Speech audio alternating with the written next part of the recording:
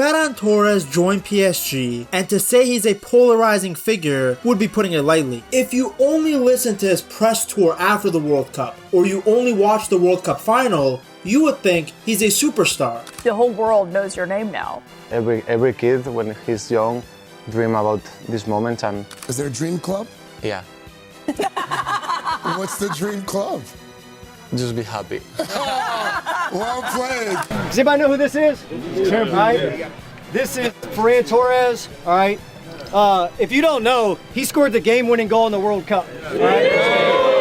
Ferran Torres scored the game-winning goal for Spain in the World Cup last month, delivering his country's second title. Torres scored in extra time. If you ask Barca fans, you would think this guy is a make-a-wish kid who was just allowed to play professional football. So who's telling the truth? Is Ferran Torres actually that bad?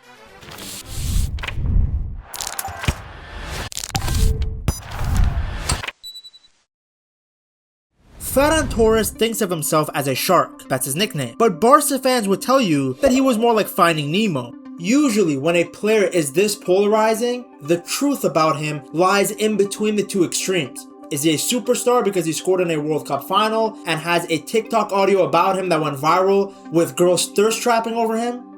No. Oh, Ferran! Oh, Ferran!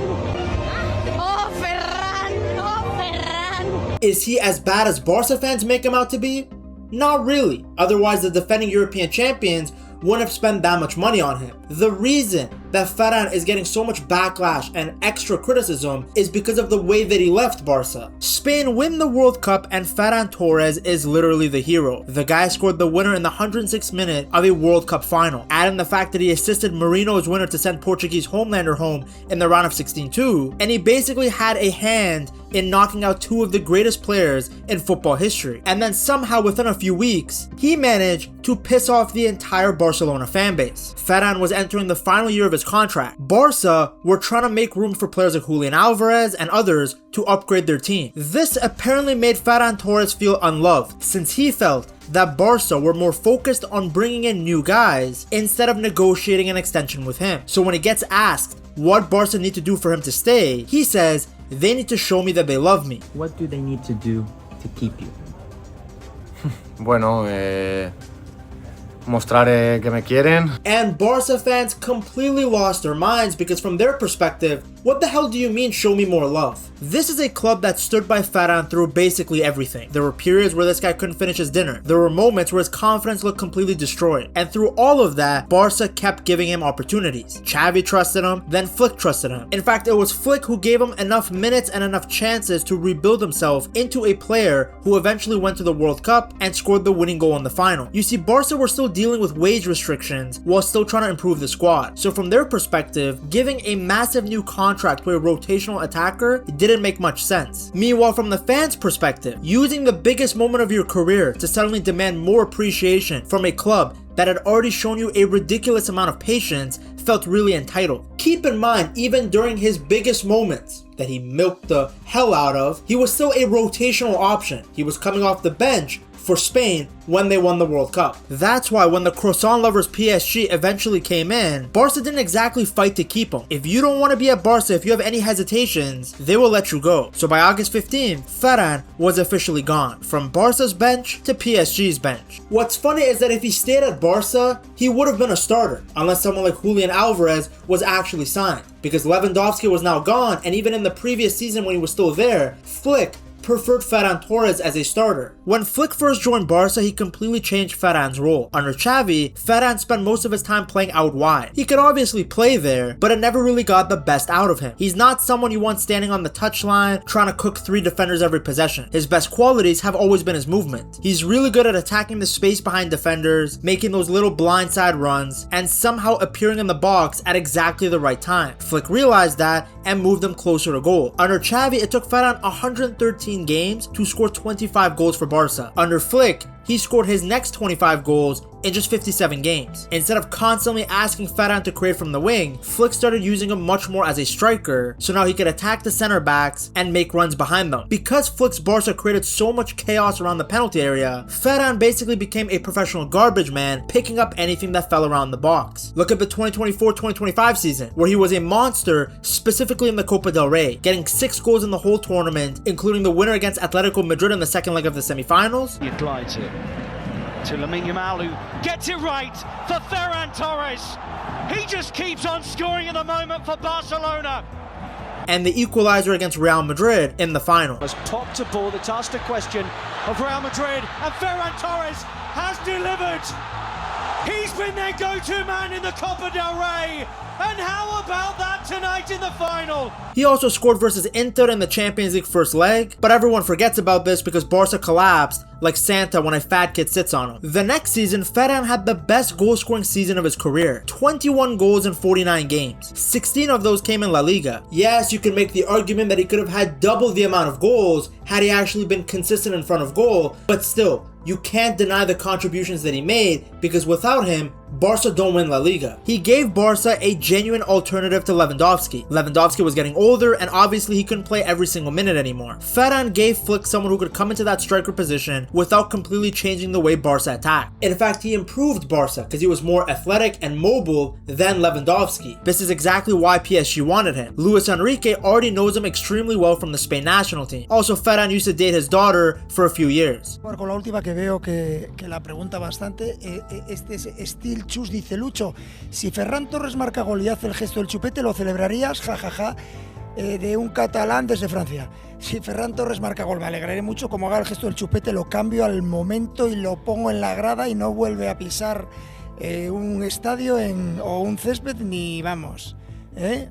Solo faltaría. Now, Ferran is going to be on the bench for PSG, which makes his move that much more interesting because why would you go from one bench to another? I guess he gets paid more now and he has a higher likelihood of winning the Champions League, though his contributions to that will be like Mendy at the World Cup. It's like when you do nothing in the group project and you still get an A. PSG wanted him for his movement because their front three rotates and they constantly switch position, which Ferran can easily do. He's also a very willing presser, so he will work his socks off without the ball as well. You can also bet your entire house that if Barca play PSG, he will definitely score on Barca. But don't let his good qualities take away from the fact that for many seasons, he was a liability. Like I said, even during that brilliant 21 goal season under Flick, at one point he had gone 12 matches and 525 minutes without scoring. And when Ferran wasn't scoring, some of his weaknesses became even more obvious. His first touch could be rough. Sometimes you'd watch him on a counter and it looked like his brain and his feet were having two completely different conversations. You never really knew which Ferran you were getting, and he also didn't exactly help himself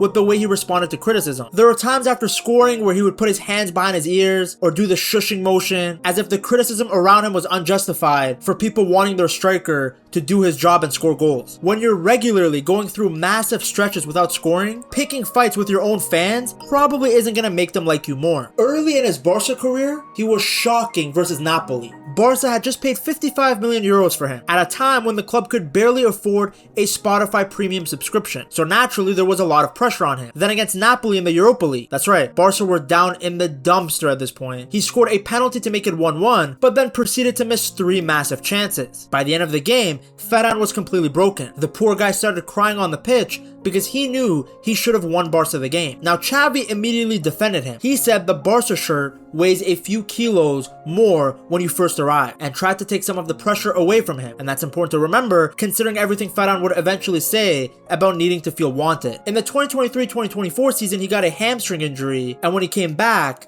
he didn't get a single goal or assist to close out the season. Straight donuts for the last 8 match days. Yet through all of this, Barca supporters still stuck by him. At a time where Ferran himself admitted he was in a really dark place and the lowest point of his career, Barca fans were still with him. Of course, there was natural frustration when a player keeps missing easy chances, but he was still played when he was healthy. And every game, fans went in with the optimism that this would be the game he would turn things around. And to be fair to him, he did. No matter what you think of him, you have to give credit to his mental strength. Because in the past 2 seasons, he was so much better than the version we saw in the 2023-2024 season. It just makes it that much more frustrating that he started downplaying the club as soon as he felt like he had some leverage in contract negotiations. He is a great super sub, nobody has denied that. It's Ferran himself that thought he was bigger than that. What's funny is that this is basically the exact same way that he left Valencia to go to Manchester City. A lot of newer fans won't know this, but Ferran's exit from Valencia was really messy. This was his boyhood club. He came through the academy and looked like one of the biggest talents they had produced in years. But after Ferran had a great under-19 Euros campaign in 2019, Valencia reportedly told him that he was basically their 5th choice winger, and even explored selling him to other La Liga clubs. Then came the contract negotiations. Ferran was entering the final year of his deal with a €100 million release clause, and wanted Valencia to prove that he was actually an important part of their future. So he made some ridiculous demands, to say the least. He wanted direct involvement from owner Peter Lim in the negotiations, he wanted to become one of the club captains, and he wanted to be paid like one of Valencia's most important players. Bro was 20 years old, demanding Valencia to build around him. Naturally, Valencia said no, and the relationship completely fell apart. Ferran believed people inside the club were leaking details from the negotiations to the media to make him look bad, while Valencia itself was already turning into an absolute circus behind the scenes. The dressing room started becoming divided between some of the senior players and the younger guys. Ferran even later admitted that he basically had no relationship with the captain, Dani Parejo, and said Parejo barely spoke to him after Marcelino left, who was their manager. So by 2020, getting out made sense. Manchester City needed someone after Leroy Sané left for Bayern. Pep Guardiola wanted Ferran, and City offered him Champions League football and a much more stable environment. Valencia were also in a terrible negotiating position because Ferran only had 1 year left on his contract. So City got him for an initial fee of around £23 million. And when you look back at everything that happened at Barca, you start to notice a pattern. Ferran has always cared massively about feeling valued by his club. The difference, though, I would argue, is that at Valencia, you could understand the frustration a lot more. That club was genuinely a mess. At Barca, it's much harder to argue that nobody ever believed in him, especially if he came into the new season as the guy who had just scored the winner at the World Cup. Because Ferran Torres was a very solid player for Barca. At times, he was a very good player. He won 3 La Liga titles, shared a Zara trophy with Yamal, and somehow left Barcelona with more goals than even Thierry Henry. Please don't be an idiot. I'm not saying that Ferran Torres is better than Thierry Henry, but those numbers completely destroy the idea that he contributed nothing, especially once Flick figured out how to use him. Put Ferran closer to goal, give him space to attack, surround him with creative players, and eventually this guy will score. But he has some obvious flaws too. Sometimes his first touch can still look like he's wearing Timberlands. He can disappear for long stretches. And when the system isn't creating opportunities for him, Ferran isn't usually the guy who's gonna grab the game by the balls and completely change it himself. But that's fine. Not every player needs to be a superstar. Ferran is an incredibly useful forward who works hard, makes really intelligent runs, can play across the entire attack, and does have this bizarre ability to occasionally show up in absolutely massive moments. The problem was the perception. Ferran thought he was more than that. He seemed to think that he was David Villa's regen. So no, he isn't as ass as Barca fans say, but he isn't as good as he thinks he is. Somewhere between those two extremes lies the truth.